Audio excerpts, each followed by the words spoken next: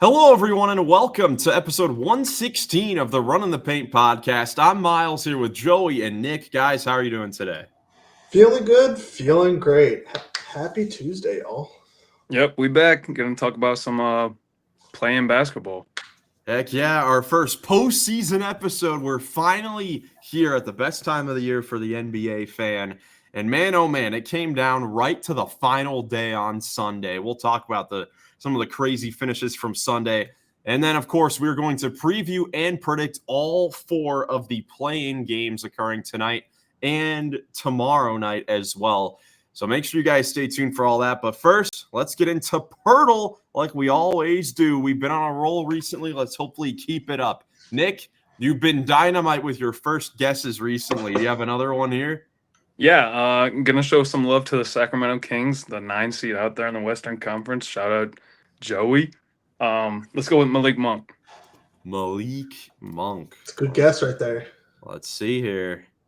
Hey, not bad. Pacific Division and 1 or 2 for the number. Okay, we are right on. We got it. We are right on the money. We should definitely get this in 2. And this is going to be a younger guy that's definitely a bigger guy, forward or a big guy. So let's see. Lakers, Warriors, Clips. and Kawhi? Oh, no, he's Suns. younger. and the Suns. Yeah. Let's see. The Suns have Nick Richards, who wears the number 2. I'd be all right with that guess. That's someone I get. Yeah, all right. Let's try. Let's just go. We got postseason basketball. No, I thought it was gonna be him. So he's number 1. Oh, I didn't realize they were the same age. Okay. Yeah, so he's Number gotta be 1. The Lakers Or maybe is maybe this guy is 00. it could be on the Kings. Is it Kuminga? Oh no, it can't be on the Kings. It might be Kuminga. Oh my gosh. Is it 00? That's a good guess. I forgot about that. Because there's no arrow on the 0, and there's an arrow on the 2. So I think it might be, Oh, if that's the case, Kuminga is the only option. I think Right? Kuminga might be the only option. Let's go with it. Jonathan Kuminga. Yeah, there it is. Wow, they tried to 0. throw That us. was a good catch. They Good tried, catch, Miles. they tried to throw us for a curveball right there. Kuminga, who was technically part of crazy game on Sunday, never actually got in. But let's talk about this game, the LA Clippers and the Golden State Warriors, before we get into the playoffs or the play-in preview. Because A March Madness-esque final day of the NBA regular season. yeah, all 30 teams in action, but really everything in the Western Conference came down to this game. After a couple other games finished, the Denver Nuggets beat Houston. Minnesota defeated Utah to figure out, those specific spots. So this game ended up coming down to the Clippers and the Warriors, of course. Whoever won this game was going to make the playoffs straight up, and whoever lost was going to have to fight their way through the play-in tournament starting tonight. And it was only right that this game went to overtime. It was back and forth the whole way through. Everyone was playing great. But in the end, the LA Clippers took this one 124-119. And, man, you look at the 4 players on there. The 4 stars of this game all scored 30 points or more. They all came to play in this one. But in overtime, it really came down to just the execution down the stretch. Yeah, we talked about it in the lobby, in the pre-pod lobby, watching some of the final possessions there from the Warriors. Had plenty of opportunities, especially in overtime. You had 18 points from Steph in the 4th just to get it back into overtime. And then a couple possessions late there down the stretch, a wide open look for Curry under the rim, goes out of bounds, can't handle the pass. And then find Draymond again standing there wide open. And like we talked about, attempts to get a foul call rather than just make the layup and tie the game.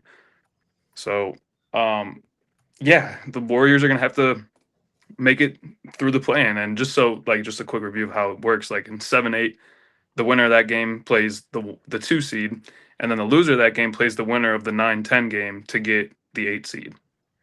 Yeah. So the 9-10 seeds have to win 2 games to make it, and the 7-8 seeds have to lose 2 games to get out. Correct. So obviously, if you're the 7th seed like the Warriors, theoretically, you're the higher seed. You should just win this one game and you still get a little bit of rest. But we'll get into the Grizzlies-Warriors game because that is who the Warriors will be playing. But Joey, while the Warriors were kind of missing some easy looks down the stretch with Curry, Draymond, Buddy Hield missing the 3 to tie the game, on the other side of things, you had James Harden looking like his Houston Rockets self. He was fantastic, scoring 12 of the Clippers' 13 points in overtime. It was unbelievable to watch. We were in the pre-pod lobby, we were talking about it and watching some highlights. I swear he had a Rockets jersey on. The way he was dribbling, moving, the swag he had on, he channeled it. It was perfect, clutch time for him.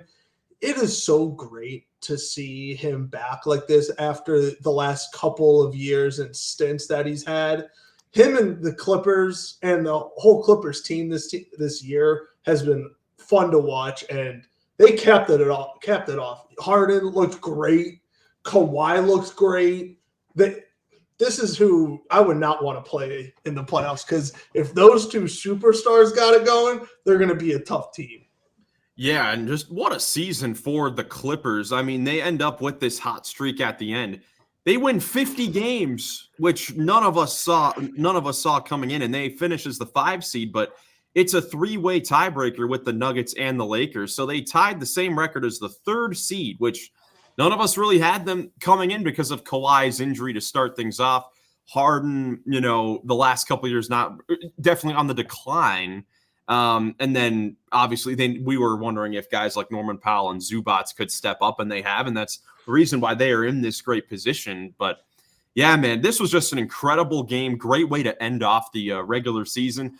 Personally, I'm a little disappointed that the Warriors did not win this game, because if they had won, we may have had the greatest first round in a conference ever, because we would have had Warriors versus Lakers, Nuggets versus Timberwolves, and potentially Clippers versus Rockets as 3 Western Conference matchups. And that would have been amazing across the board. Don't worry, Miles. It'll be amazing anyways, I promise. I was going to say, the script writers really missed the mark on this one. Well, hey, Nick, we'll get into our playoff series predictions, but we may end up getting one of those series still anyways. Jackson won't want to hear any of that one, but we'll get to that. We'll get to that when we get to it. But either way, just a fantastic way to end off the regular season. And now we get into the play-in tournament, which, as Nick explained, the 7-8 games, the winner of the 7-8 games will play the number 2 seed in each conference. Loser will play the winner of the 9-10 games, which occur on Wednesday night. And then those final games will be on Friday. So we've got 4 games to preview and predict. What conference do you guys want to start off with? Because we can go conference by conference. Let's stay in the West and talk about this Warriors. All right, we'll stay in the Western Conference. So this game is going to be the nightcap here tonight. The Memphis Grizzlies against the Golden State Warriors. Crazy enough that this ends up being the 7-8 game. I mean, the 7-8 game, regardless of who finished, was going to be just a tough battle. And I mean, this is obviously going to be the game of this play-in tournament so far, these first 4 days. I mean, these two teams, definitely inconsistent seasons on both ends. The Warriors definitely the hotter team, at least going in. They've been playing better since the Jimmy Butler trade. The Grizzlies trying to find their footing after they fired Taylor Jenkins a few weeks ago. Nick, where do you kind of want to start off with this matchup? Well, here's the thing about Memphis is I just don't know what to really expect from them. So in a 1-game not winner take all, but in pretty much you get the 7 seed and you got to avoid playing another game. I do think Memphis could do well in that sort of situation. Like, I'm more inclined to pick them in a 1 and done, in a 1-game winner take all, than I am in a 7-game series because of their inconsistencies and whatnot. But I feel like if Ja Morant, Desmond Bane, and Jaren Jackson show up ready to go, then they're going to be a tough team to beat in a 1-game winner go home situation. Yeah, for sure. Before we preview some more of the game, I actually forgot to make this point in this specific conference, how important this 7-8 game is, because if you win, you end up playing Houston, who obviously has had a great year, but they are the team that you would probably want to play in the first round because of just the lack of experience and all of that sort of thing. Especially when the other option's Oklahoma City. Exactly. So that's why this game is so important, because if you win, you play Houston. If not, it's either Oklahoma City or you're in the lottery. And that's just not a good position. But with that being said about John Morant, Desmond Bane, and Jaren Jackson being able to impact the game if they all show up, I really think like they can take control of the 4 quarters of basketball if them 3 decide to do that. But this game's going to be in Oracle at a packed house with a, vet Steph, vet Dre, vet Jimmy Butler. Like,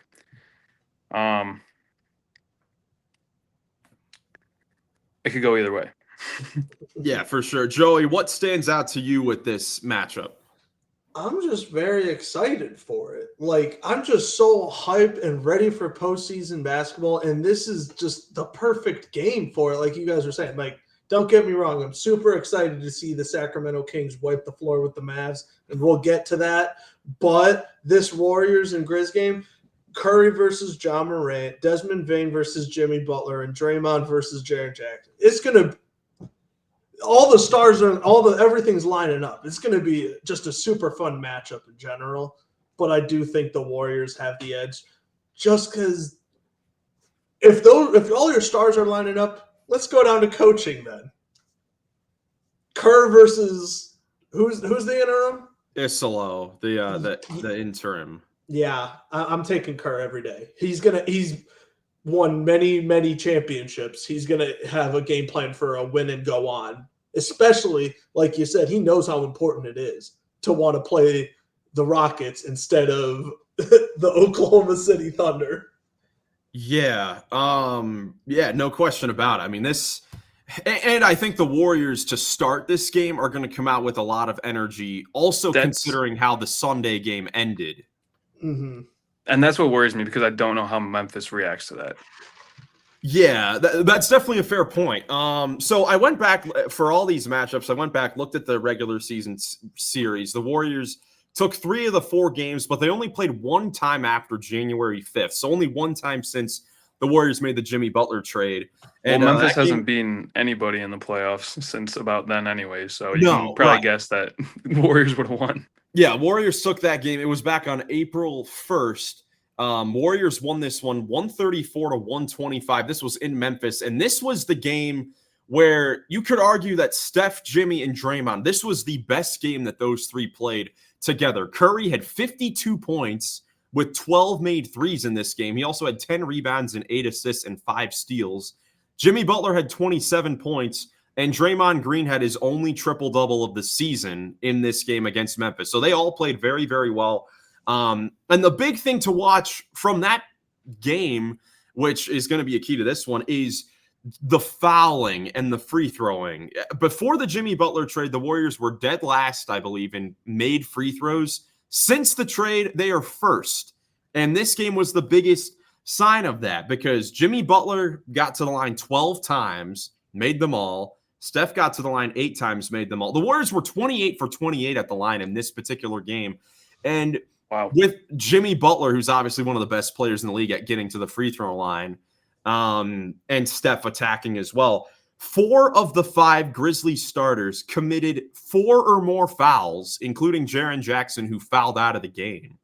It was even after the game, Draymond Green said, Jaren Jackson, as a brother, we both went to Michigan State, got to be real. You're way too good and experienced to still be having this type of trouble, this foul trouble in games, to where you're putting yourself in this position to where you can't go out there and help your team. So, I mean, I think the biggest questions regarding the game are whether or not the Grizzlies can control the fouling in a loud, Chase Center playoff environment with all those veterans that have been there before, or will those guys get in foul trouble early, be playing from behind, and that's what ends up losing the game? I just know if Jaren Jackson gets in foul trouble, they're going to play Zach Edey right off the floor and abuse him. And even though the Warriors are way stronger in their backcourt and then their front court, they're going to just abuse that inside if he gets in foul trouble. And then Zach, it might just be over at that point.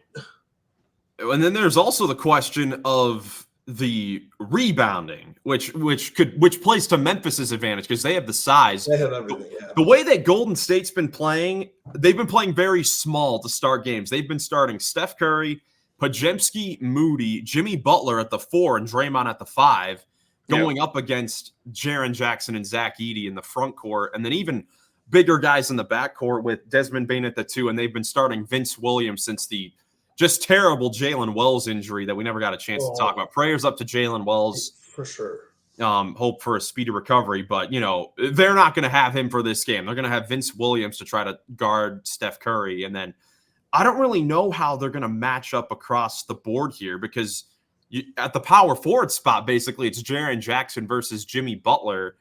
I don't really know how this is going to go. It's definitely going to be interesting.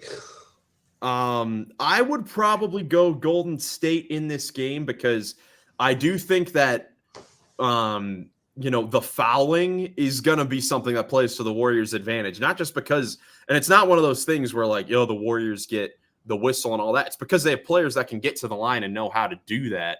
And I just don't think that the Grizzlies can really figure it out in this type of scenario, hostile environment on the road.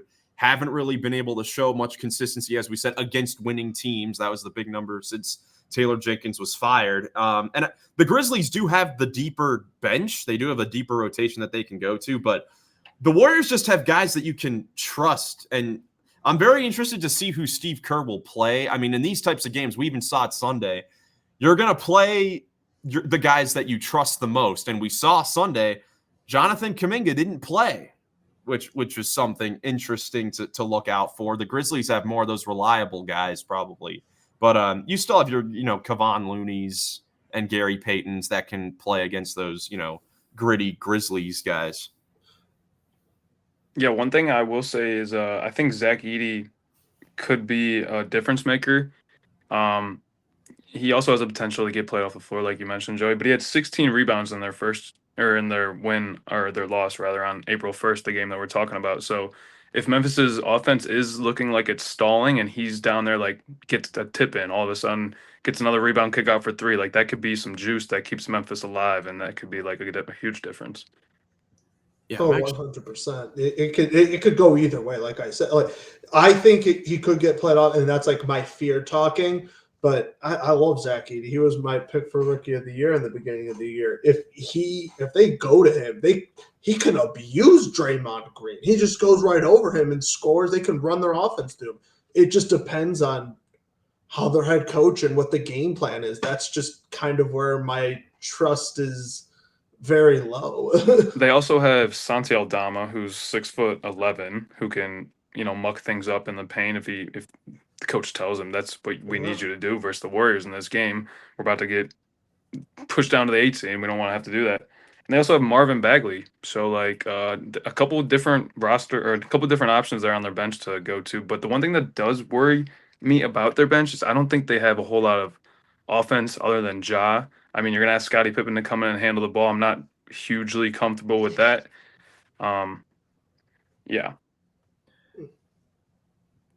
Yeah, for sure. I mean, a lot of these guys are you can say are a bit questionable, especially off the bench. Honestly, where their bench kind of worries me a little bit more is on the defensive end, because who are you going to put on Steph Curry, especially with Jalen Wells out of this game? I mean, it's going to be Vince Williams probably to start the game, then Desmond Bane, and then, of course, that gets you into the question of who's going to guard Jimmy Butler? Who's going to guard Draymond Green? And that's the the area of concern is if this small Warriors team, if they speed up the game, which the Grizzlies love to do as well. But if the Warriors speed this up, does that mean that those Grizzlies guys do get unplayable and you're going to have Jaren Jackson play the 5 to kind of fit that a little bit?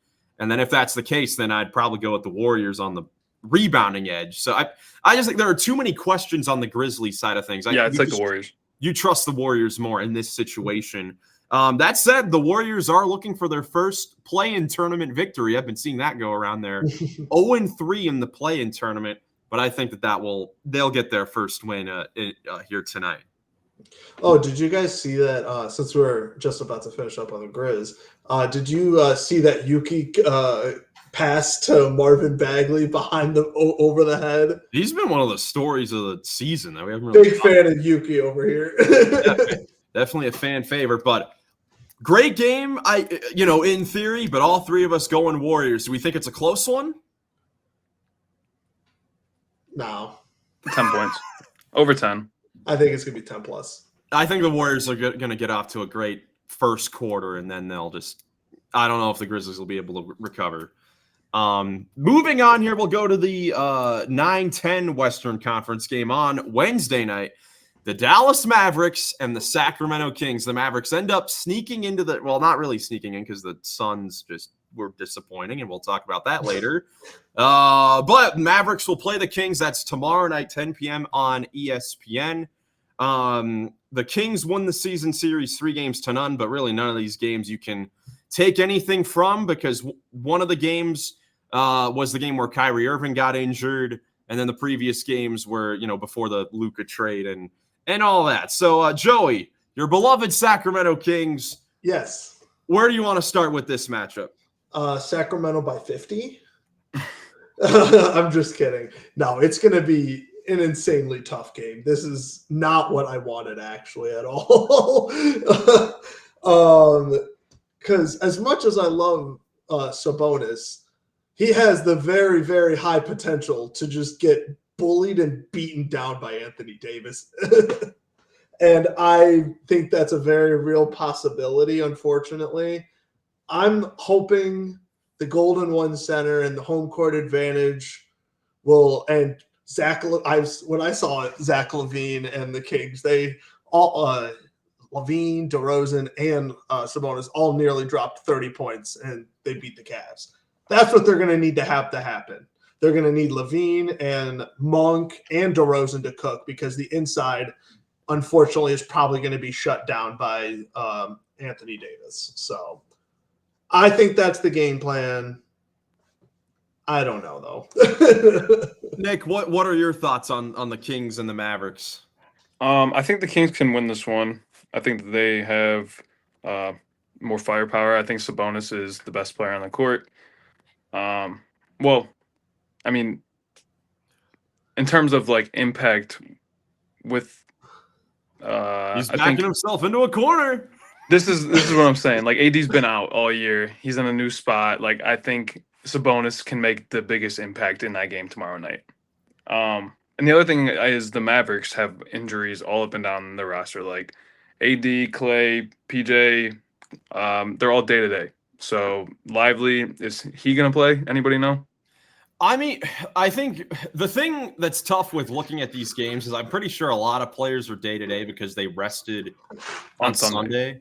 So I'm going to assume that all of them are playing because honestly, besides Kyrie Irving, they've been low-key getting very healthy. They're going to have basically their whole lineup good to go besides Kyrie Irving. Lively still hasn't played, right? I think he's played maybe 2 or 3 games. Let me see here. It says the 14th. He hasn't played. Oh, wait, no. He's played 4 games. He's played 4 games. Limited minutes, but he's started as well. I mean, the question is, of course, the size. Is the size of the Dallas Mavericks basically the thing that we talked about when talking about, if this trade could somehow work out for Dallas, trading Luka and just making this big team in the front court? We're going to see that tested here because Anthony Davis, at least with his Lakers career, honestly, I mean, he struggled against Sabonis. I remember big thing was Kings were always beating up on the Lakers, but now Anthony Davis is the power forward. He has other defensive centers to try and guard that across the board. And this Mavericks team is big. They are big. They are starting without a point guard recently. They've been starting Najee Marshall at the point with Clay, PJ, AD, and Lively. And then off the bench, Dinwiddie, Max Christie, Caleb Martin, and Daniel Gafford. That's a good 9-man rotation here. The Kings, they're going to have to make some tough shots in order to stay intact with this game offensively because LaVine will have Najee or Clay on him, DeRozan with PJ Washington.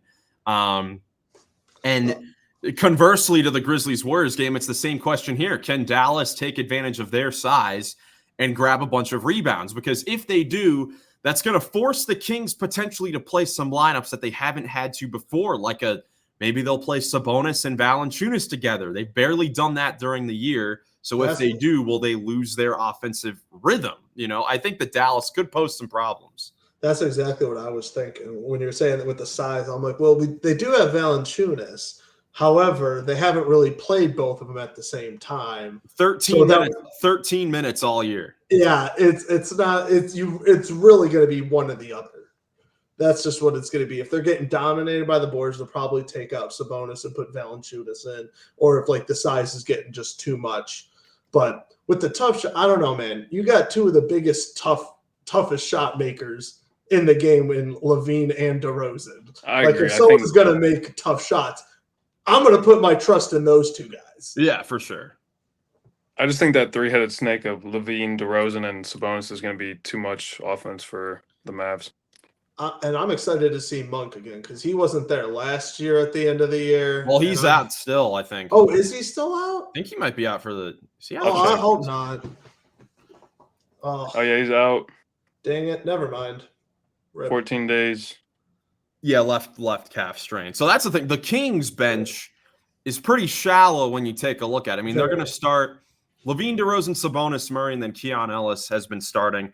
But then their bench, it's Valanciunas, Trey Lyles, and Devin Carter. They haven't gone past really a 7-8 man rotation. So, the Kings are going to need to try and push the tempo against this bigger Dallas team. And again, they're going to need to make some tough shots. But they are at home. Sacramento is a rowdy playoff, postseason environment. Light the beam. Yes. Can't be that rowdy.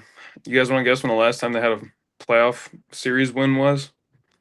Well, that's not on the fans. That's 2002. Probably 04. Close. 2004. Yeah, that's Peja not Stojakovic.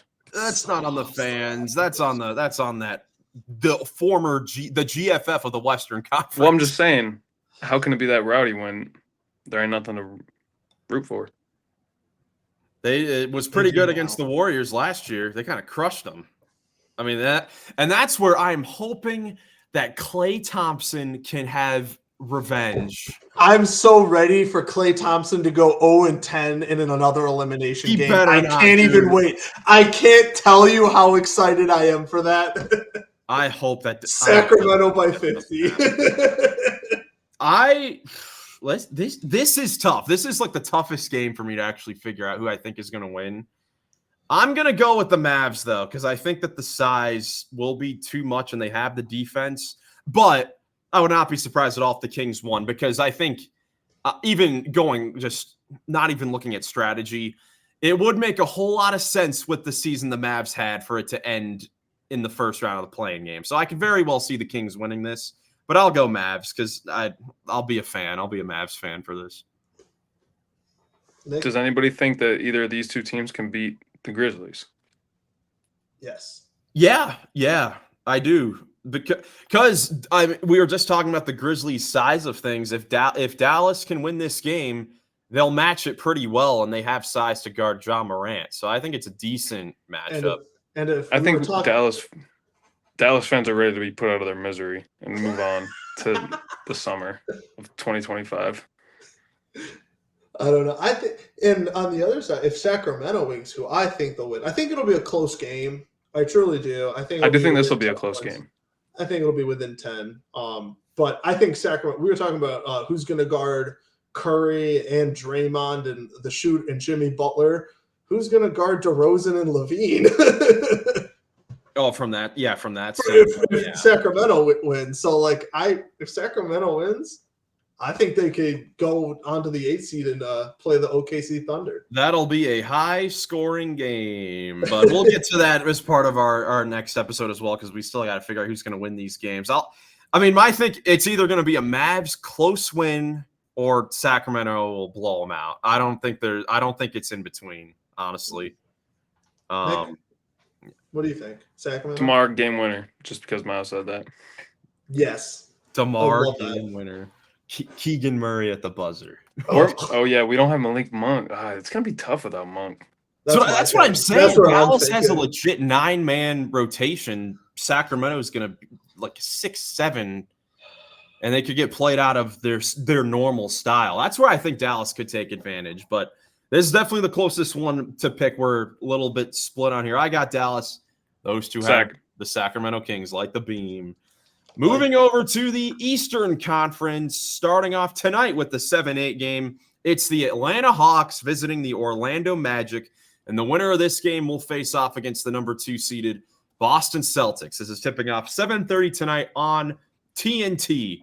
I'll start off with this matchup here. The season series was tied at 2 games apiece. To me, the first thing that stands out in this matchup is I think that the Magic having both Franz and Paolo, 2 legit, stars, is so important for this game. I think that's so huge. Is Franz a star? Yeah. With the way he's played this year, he's a star. He would have been an all-star. He was close. I don't know. It's the battle of the worst division in the league right here, folks. The battle of the basement of the Southeastern Division in the Eastern Conference. Yeah, the Magic are going to raise a banner for being 40-42 in a garbage division, but 41-41. Let's give them their credit, Miles. Oh yeah, because they won. Give them their credit. Yeah, 500. That's right. Yeah, that was the number. The first team ever that didn't have a winning record to win their division. That's so bad. Yeah, but I think that them having 2, I won't say stars, 2 guys that have averaged 25 points a game this year is so important, for a team that also has one of the best defense, I think the second best defense in the league this year against a Hawks team that has Trae Young, but then it's kind of like, all right, who is going to be that other second guy? Because you have a pretty decent idea that the Magic, you're going to get a good game from Paolo, you're going to get a good game from Franz. Where is the offense going to come from for the Atlanta Hawks? Karis LeVert and George Niang. The Cavs are going to help them beat the Orlando Magic once again. Let me see if you can figure out this equation, Joey. Karis LeVert plus George Niang as your 2 and 3 options equals what? L. Yeah, correct. Hey, you figured it out. There you go. No, I mean, for me, once Jalen Johnson went out for the Hawks, it was kind of like a huge deflate thing for their whole season. So, I honestly had the same thought, Miles. Like, I think Paolo and Franz are the difference maker in this game, and I think that that's the reason why I'm going to pick the Magic as well. The Magic have kind of underperformed all year. They've had injury issues, and I just think that they're more ready for this moment than the Atlanta team is, who's, like I said, after losing Jalen, like the season kind of deflated, and Orlando's been underwhelming all year, but has had the potential versus an Atlanta team that is kind of like picking up the scraps. And when you look at the Hawks, I mean, Joe, you mentioned Karis LeVert and George Niang. Love those guys. But we also, against this Magic team, we literally saw how bad it was for those 2 guys last year. True. And it was awful. And it's, if you look at them against the Magic this season, it's been the same. They haven't been able to really shoot the ball.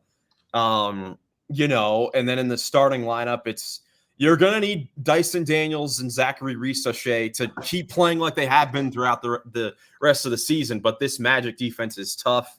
Trae Young, I don't know. I mean, I really don't know who Orlando's going to put on Trae Young, because over this stretch with Jalen Suggs out, they've been starting Corey Joseph, the veteran, at the point guard position with KCP. I think the Magic match up really well with Atlanta, but I think Trae Young could have the potential to have a good game, especially if it is Corey Joe matching up against him. I'm probably also going to pick the Magic just because even if they shoot as terribly as they did last year against the Cavs, and they haven't, like you said, they haven't shot great this year, but their defense in itself can stop this Hawks team and they'll be fine. Like, I truly believe that's like a last resort and that can still happen. But with Atlanta, I'm never going to doubt Trae Young. Trae Young has done so much with the Atlanta Hawks and like not so great teams. I'm not going to say terrible teams, but not so great teams, and has overachieved. And absolutely. I know he's eyeing that Boston series too, because he wants to play Boston because they kind of whooped them. And I do think missing Jalen Johnson is such a big loss. And I don't think they're going to have that kind of success against Boston if they do win without Jalen Johnson. However, I know Trae Young just at least wants to make it difficult and give them a shot. And he can. He very well could. He's a bona fide star. Yeah, and it's also the home court advantage for Orlando as well. Your role players are always going to play better at home. Yeah. So I'll go Magic in this one. I think it'll it's hard to tell. Part of me thinks it'll be a close game, but I also think maybe the Hawks will not be able to score. I'm praying for a Trae Young masterclass. I think they'll need it. I don't know if they'll be able to stay in this game if Trae Young isn't playing, like, or at least setting the table up like he has all season long. Yeah. And I'm pretty sure against this Magic team this year, he's averaging like something like 5.5 turnovers a game. I don't know if that'll work in this type of game. Oh, he's got to shoot. No, shooter's got to shoot. No, yeah. He's got to play a perfect game pretty much, and Reese Shea's got to have 40. Which, I mean, he had 38 versus Brooklyn last week. So if he has 40, then I'll go. Well, yeah, I don't know. I'll go Hawks. 40.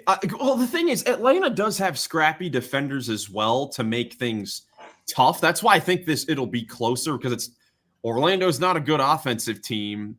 You know, they're like one of the worst offensive. They're the worst offensive team that is playing still right now. So I think that the Atlanta Hawks will be able to at least stay in this game, because they do have Dyson Daniels that can guard Franz, Zachary Reese-Sachet can defend, whoever.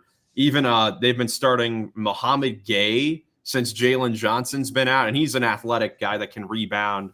But in the end, Orlando Magic. Play the song. Play the song. Orlando Magic, thinking they're going to take home the victory. And then the final play-in game, Wednesday night at 7:30, the 9-10 game. It is the Miami Heat versus the Chicago Bulls. Two teams definitely playing the different types of basketball coming into this point. The Bulls swept the season series 3-0. This game is at Chicago. Where do we want to start with this matchup? Can we not start and skip? How about that? Neither of these teams have a chance at beating the Cavs. So true. Honestly, though, I love the Bulls, and they've been playing great over recently, but I don't think either of these teams have a chance against the Hawks or the Magic or the Cavs. Probably not. Probably not. I mean, I do think that there is something to be said for hot teams going in. I mean, the Bulls have won 15 of their last 20 games, playing very well. They had, since they, traded away Zach LaVine and they figured out their plans for the season. They've been playing very well since everyone knew, who was going to be there. They have a legit starting lineup that have all been playing well. This is going to be their starting lineup heading into the game, and all of them have been playing great. You look at Kobe White averaging 26 a game, Josh Giddey nearly putting up a triple-double on 40% from three. Buzella, since being put into the starting lineup, has been great. This starting lineup has started 8 games, and they've won 7 of the 8 games. So I think there is something to be said for playing your best basketball right at this time. I mean, they're hot coming in. I mean, yeah, you saw with the Gators in the tournament, hottest team in basketball goes all the way. Yeah. Now, I don't think that'll be the case for the Bulls here, unfortunately. No, not. But I do think. Yeah, no, I think there is definitely a measurable impact to that. I agree. I'll take the Bulls on this if we just want to get the predictions out of the way. No, because it's an interesting matchup. I didn't mean to say that because Miami has it. It is. I mean, it is. The Heat. You said the same thing about the Mavs as I'm gonna say about the Heat. They just want this season over. Put the fans out of their misery. Get this season over. Let's restart next year. They got Tyler Hero though. And Bam has been playing very well recently. I mean, they're only 12-17 since the All-Star break. They've obviously had they had like a 10-game losing streak, then followed it with a 6-game winning streak. So this has been a Jekyll and Hyde, type of team here. And they just played last Wednesday in Chicago, and it was very close. It came down to the wire, actually, the final minutes of the game. Talking about the head-to-head matchup, this game to me comes down to the strictly the pace of the game. How fast is this going to be played at? Because when the Bulls are running and gunning, that's when all 5 of those starters are playing efficient and playing well. I mean, you saw all 5 of those guys are averaging at least like 13 points per game. It's because they're playing so fast, getting more possessions, getting more shots up, and scoring. Meanwhile, and the Bulls overall in the season have played at the second fastest pace the entire season in the entire league. I even remember we went to their first game, the preseason against the Cavs, and we were like, oh, they're playing fast. And they've been that way the entire season. Meanwhile, the Miami Heat, the 4th slowest pace in the league. So battle of 2 different types of styles of basketball here. If the Heat can slow this game down to their style on the road, then they'll have a good shot. But I think with the Bulls, again, this game being at home, they're going to be able to push the pace, get shots up, and I think they're going to win this one. We know how, being as Cleveland fans, we know how rowdy that Chicago crowd can get, especially in a playoff kind of atmosphere. So that's definitely going to be a tough environment. I don't see the Heat getting through it. I'm going to go with Chicago as well. Yeah. 3 Bulls. 3 of us going with the Chicago Bulls with this game. But yeah, that game, I mean, like I've been saying a lot with this Eastern Conference play-in tournament, for all 4 of these teams, it is a race to the slaughterhouse. But these are fun matchups. I honestly think that this could make for some fun basketball. I can't wait to see Chicago next year. Because next year they're going to have the most improved player and Josh Giddey, who should have won it this year, but won it for the second half. And then second-year rookie who almost had a second half of the season Rookie of the Year case as well, Miles Buzelis. Yeah, for sure. I guess if there's anything before moving on from this matchup, if the Miami Heat can slow this game down, it's going to be important for them to take control on the glass. They're going to have the advantage on the glass at least early in the game, because when you look at who they're starting, Bam and Kel'el Ware starting in the front court, they combine, they're going to give you like 20 rebounds probably in this game against Vucevic, but then Buzelis. We watched the start of the game that they played on Wednesday, and to start, the Bulls really didn't know who to put Buzelis on, because whoever they put him on, the Heat kept getting second chance points. So that's going to be a part where the Heat are going to have the advantage. The thing is, they're not going to be able to play both Bam and Ware together the whole game. They're going to need to take advantage of those minutes where they have both of those bigs out there together, because that's going to be their chance, is to slow the game down, and that's going to be their best chance to do it at the start of the game. Yeah, and the Bulls do have Zach Collins and Jalen Smith that they can throw in there to try and help out if it gets bad, but then it goes against them, to your point, in playing slower. Yeah, then you're playing to the Heat's pace as well, which is what they want to do. And, well, coaching-wise, you'll go Spoelstra over Billy Donovan, although Billy Donovan is a Hall of Fame coach. But in the NBA, we're going Spoelstra. We're going Coach Spo. Billy Donovan, chomp, baby. It's the year of the Gators. Billy Donovan, the guy that we thought would get axed preseason, had the best chance to get axed, made it all the way to the playoffs. We go in the play-in so far. But yeah, I'll go with the Chicago Bulls. Let us know down below your thoughts on all these wonderful games going on tonight and tomorrow. Before we get out of here, we already have some major front office news, at least in a couple Western Conference teams that didn't make it to the postseason. First, starting off with the Phoenix Buns firing Mike Budenholzer in what was the most inevitable Shams bomb in history, coming a day after the season ended, that they fired Mike Budenholzer just 1 year after they signed him to like a 5-year deal. Suns are set to now be on the search for their 8th head coach in the last 11 years. Monty Williams, Frank Vogel, Bud. You even go back to a lot of Coach of the Year guys right there. That they Jeff Hornacek won Coach of the Year for the Suns. Jay Triano, Igor Kakashkov, or whatever. They've had a lot of guys over there. Worse than the Browns. Yeah. They are expected to work with Kevin Durant and his agent, Rich Kleiman, on a trade this offseason. He's on the final year of his contract, and they're going to try to retool this roster around Devin Booker. Man, we never really talked about them in the lottery team preview because they were still a chance to make the play in here. But now that it is officially over and they've made the first domino, what do they do? Like, I do not know what the Suns do besides hopefully trade Kevin Durant to, a young team that has draft picks. I mean, this is what I'm thinking the Suns are hoping. They are hoping that particularly the Houston Rockets flame out in the first round, and they need that one final piece to get them into championship contention. And it's like, all right, we'll give you Kevin Durant. You need to give us some young players and our picks back, and we have a deal. I think that's their hope. They are going to be the biggest fans of whoever wins this 7-8 play-in game to defeat the Rockets.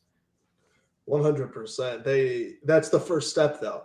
I really do think the Suns just have to take it a step at a time. That's just how you need to thoroughly do it because they are not a great run franchise right now, or at least by the looks of it. So get draft picks, build around D-Book because he's the one you should know and isn't going anywhere. He's still one of the most talented guys in the league.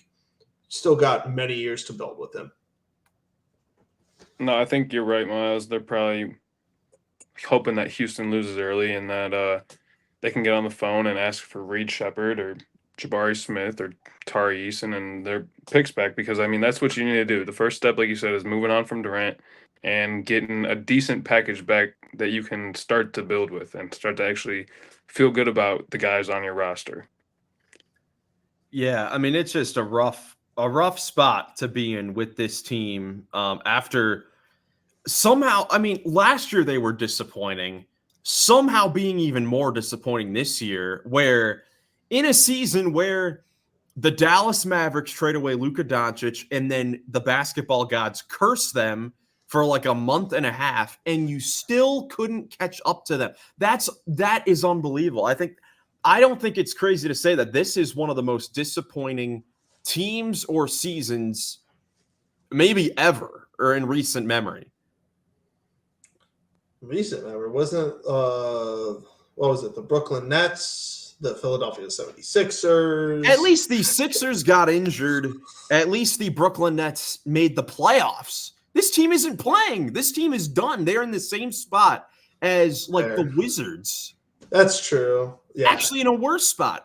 I mentioned the spot than the Wizards. What do you mean? Yeah, I mean, I mentioned the quote from last year from owner Matt Ishbia after the playoffs last year, where he said, "You ask all the 29 other GMs, 26 of them would trade their entire situation for ours right now, whole roster and draft picks."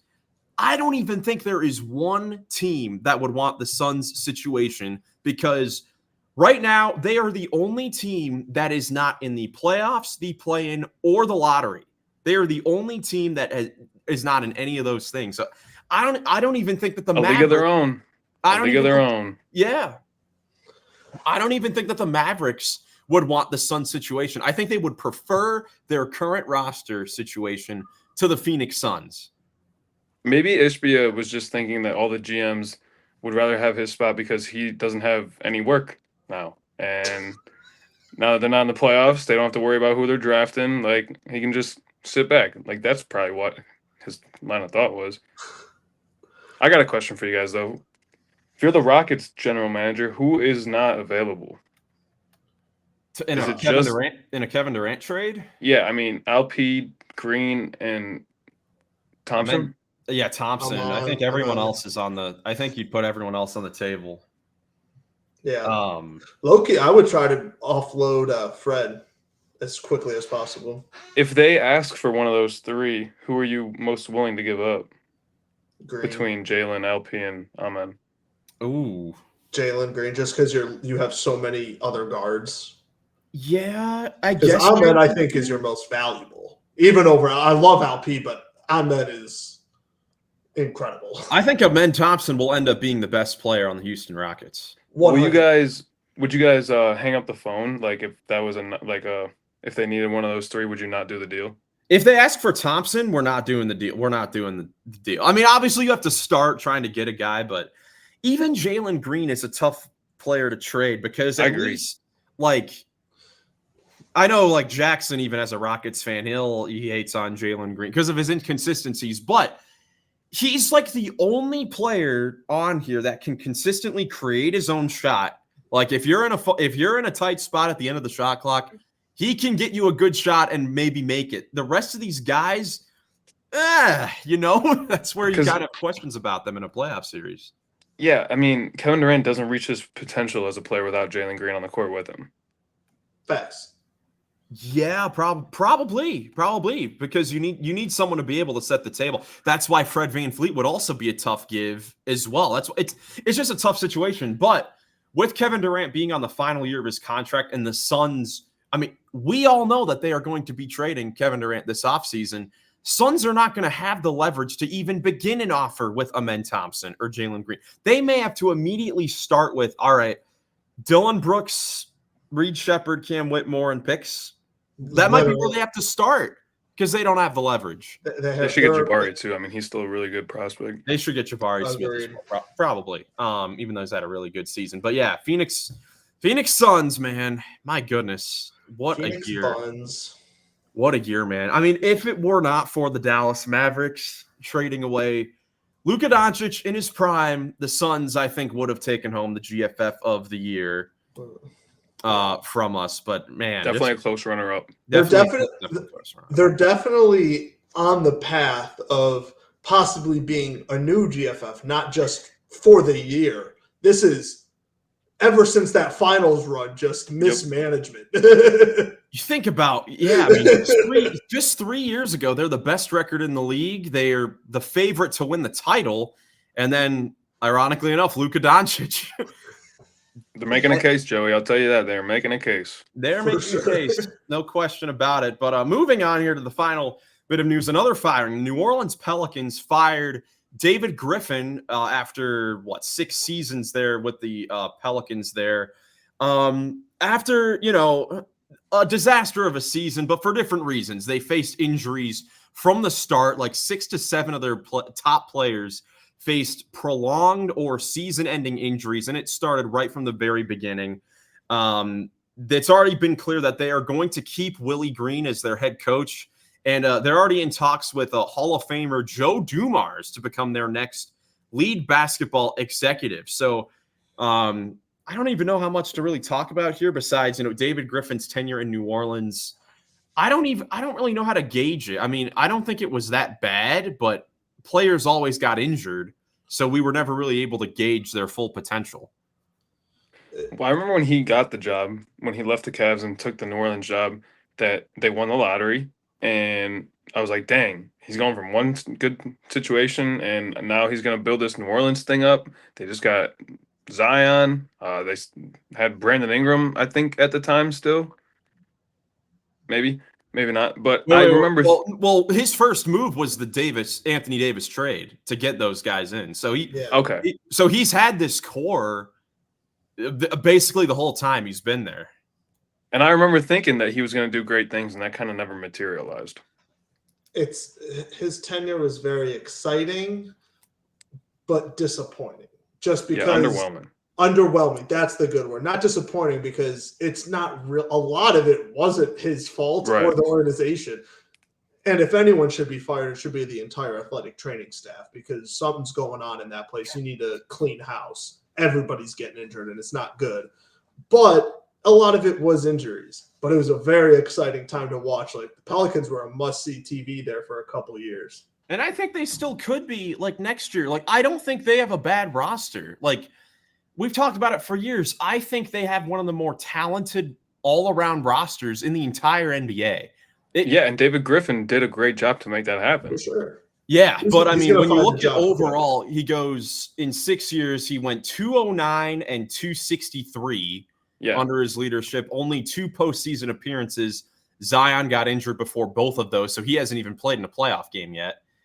And Zion has only played in 45% of his possible games. So it's obviously been very disappointing. 45% is crazy. 45% is crazy. You could say whatever about, I mean, I don't know what Joel Embiid's number is, but I bet he's played more games than Zion. What other job can you make, and work half your hours? I guess that's not really the case because that's only on-court hours, but true. And at least, and I mean, he's just been injured, but it's just been rough. But you wonder if that is something where they'll look to trade maybe Zion, or I don't know. I don't know what their plan really is for the offseason other than to just pray for better health going into next year. But you've also kind of been doing the same thing every year that David Griffin has been there. And, they say, what's the thing? Doing the same thing over and over again is the definition of insanity. Yeah, expecting different results. So they may need to go in a different direction. But, yeah, Pelicans and Joe Dumars are expected to finalize a deal by the end of this week. So this is good. I mean, it's good that both of these teams are making these big decisions like right after the season. They're not waiting, because I remember this time last year, the Detroit Pistons, although they've had a great year, they waited like until a week before the draft to fire Monty Williams. And it ended up working out, but it never makes sense to me to wait 2 months to, make moves like this that you're going to make. So true. But yeah, man, that's all we got here for today. Postseason basketball is back tonight. We will be back on Friday's podcast to preview and predict every single first round playoff series. Those are some of my favorite episodes of the year. Cannot wait to do that, and also recap all these playing games that we are seeing. Hopefully we get some great basketball and some close games, and hopefully everyone stays healthy. That's always the biggest thing for all these games. But you guys got anything else before we get out of here? Yeah, you definitely don't want to miss that next episode. It's going to be a fun one. And anybody want to stand up for us in the comments? We need our actual true fans to stick up for us. Yes. If you're still watching at this point, you're definitely a true fan. Yes, please let us know in the comments down below. But shout out to the fans for giving their feedback and commenting over the last We do love it. episodes. We do love reading them.